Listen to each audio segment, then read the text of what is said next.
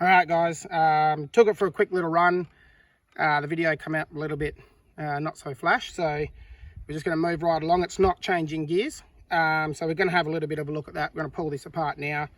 We'll get that on video so you guys know what's going on in there, and we'll try and adjust it up a little bit and get it to click second gear. So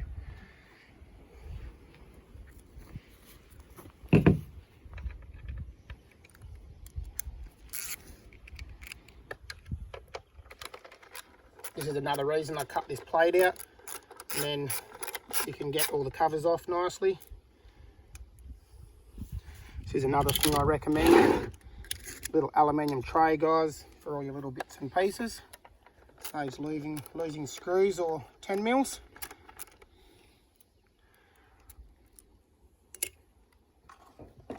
Alright, that little cover there just pops off, and we can see what's going on in here.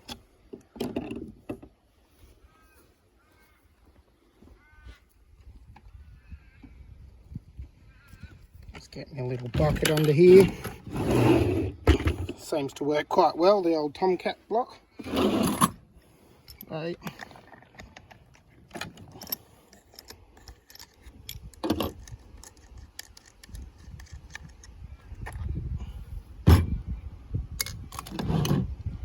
Rightio. So in here, guys, as you can see, it's an infinite setup. Runs on all 4 cogs all the time. All steel. These are all steel cogs, and this is actually your clutch for your 2-speed. This has 2 little springs in here that you can adjust to get it to change sooner or later depending on your motor.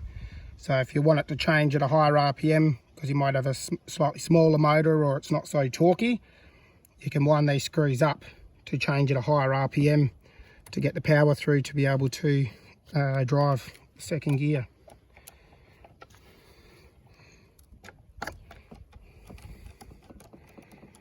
Now, I haven't Loctited any of this yet because I knew that we would have to do some tuning.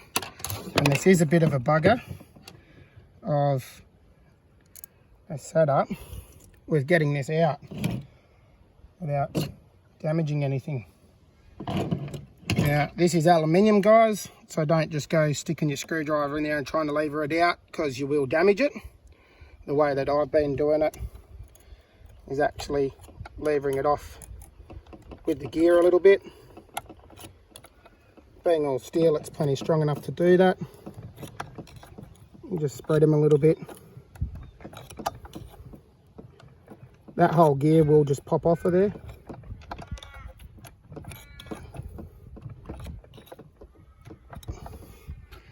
Now, if we push that, see how it's come out a little bit, and we can get in here to pop this section out.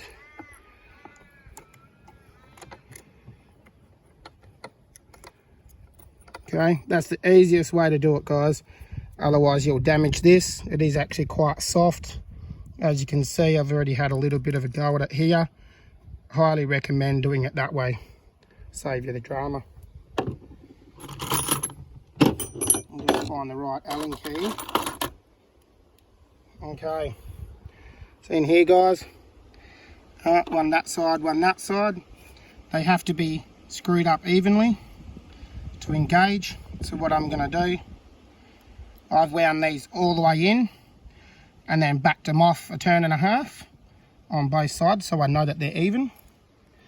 And I'm just going to go another half a turn, like so, on that one. Another half a turn on that one. And then that's it. We'll put that back in and give it another go. Hopefully we can get a video this time. That should just push back in. Lines up on the shaft.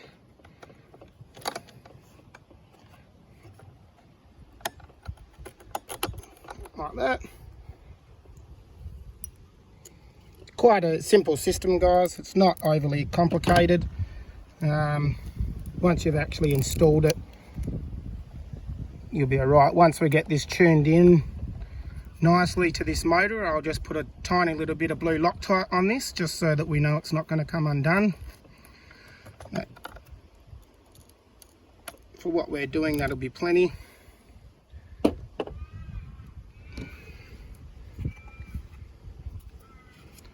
That's a little bit of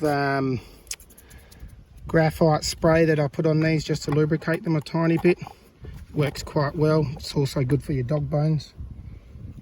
And then we'll just put that back on.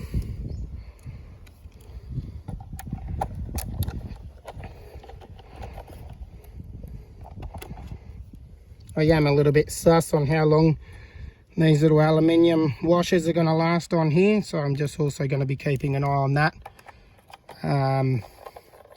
Maybe put some steel ones on there.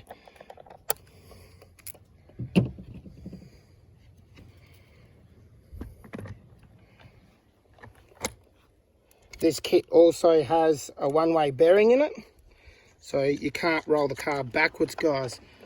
Okay, if you go like that, it's locked. It'll roll forwards, it won't roll back. It's a one-way system.